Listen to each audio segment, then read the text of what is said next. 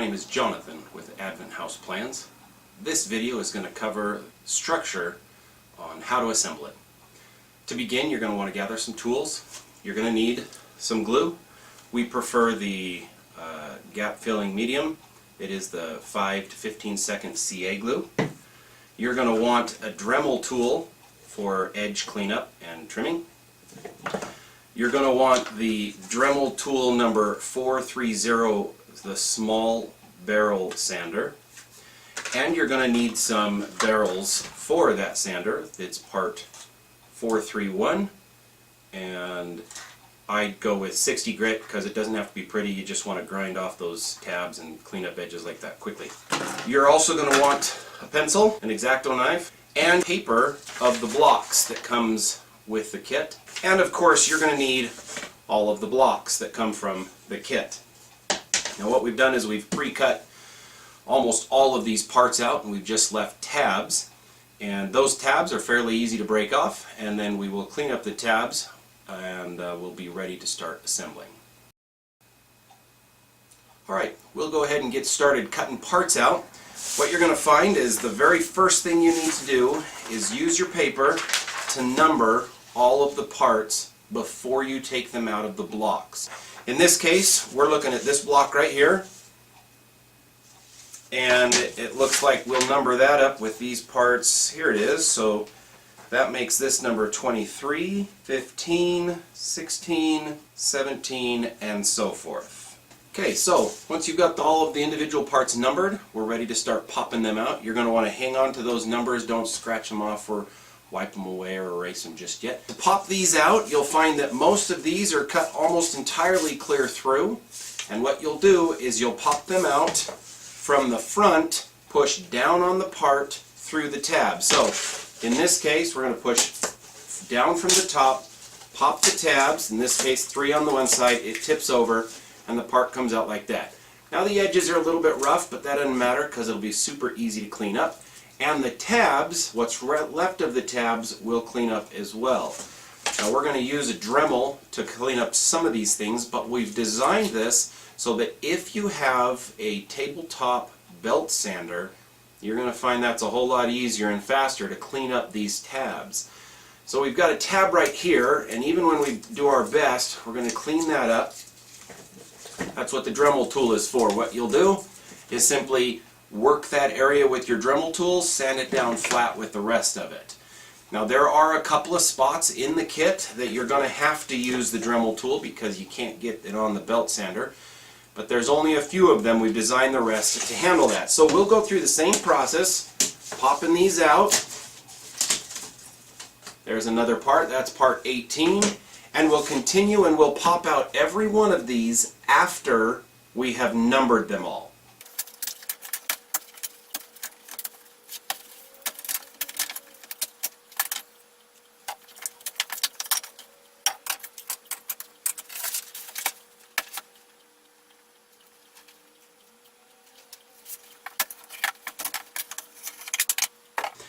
On parts 34 and 26, as well as part 7 and number 13, those 4 parts have pre-cut window holes, but they don't go through like the rest.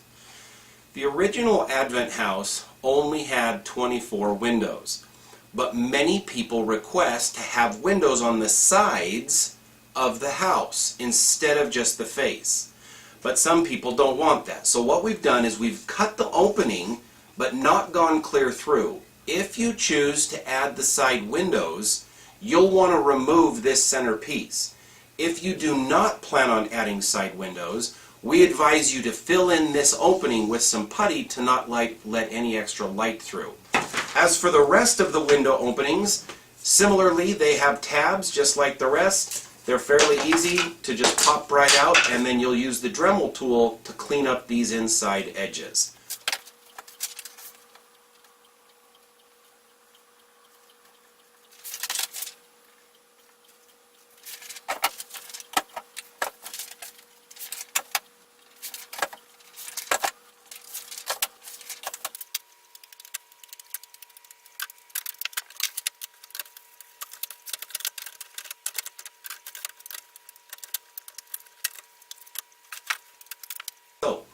we have popped out all of the parts except for these small guys here, which we'll get to in a minute. These small guys here, the corbels, and these. And what we'll do is we'll go ahead and get those popped out as well, but I got to make a little bit of room on my desk here.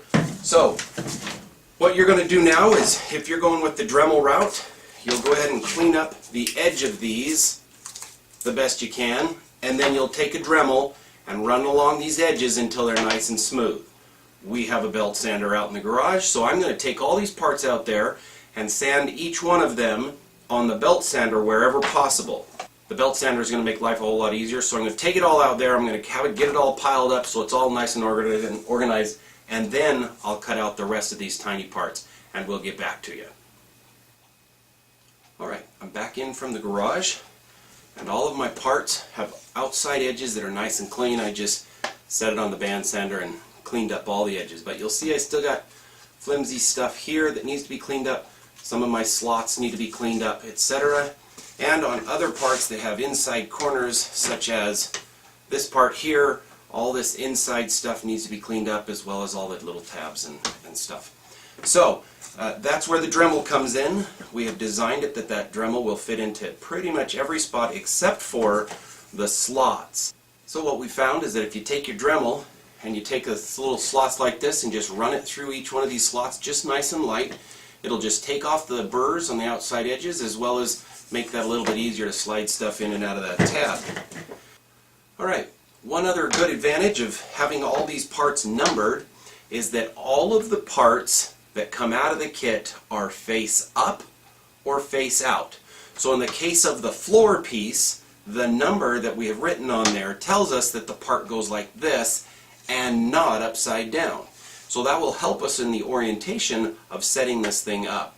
The other real advantage of the numbers is that we have tried to number these in the order in which they'll go together. So this part is part number 1. It will be the first part we look at, followed by part number 2, and then part number 3. Now in the kit we include a piece of paper that shows how each one of the sections all go together. You'll want to review that. You'll see that it's numbered out pretty clearly. And then after we get all this trim up stuff cleaned up with the Dremel, we'll then lay out the parts that go something like this, and we'll glue. And then we glue and glue and glue with all the different parts until the structure has come together. Now we're going to do the Dremel work and get all the edges all nice and clean now.